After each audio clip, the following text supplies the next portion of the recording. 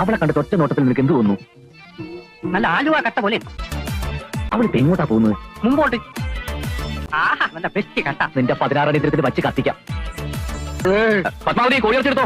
ഇവിടെ മുഖത്തും വയറാണോ? വിശ്വാസം ഇല്ലെങ്കിൽ നിങ്ങളെ പിടിച്ചാണേടാ. എന്നാ പിടിച്ചാണേട്. എന്ത് പറ്റി മോനെ? കട്ടിൽ കിടന്ന് നീ അങ്ങനെ നിലത്ത് വീണു. ഒരു സ്വപ്നം കണ്ടതാ. അത് കട്ടിൽ കിടന്ന് തന്നെ കണ്ടാ പോരായിരുന്നു. എങ്കിൽ ആ ചരിത്രം CID ഉണ്ണികൃഷ്ണൻ തിരുത്തിയെഴുതും. ആ എഴുത് കയ്യക്ഷരെങ്കിലും നന്നാകട്ടെ. ഉമ്മനങ്ങ് ചെല്ല.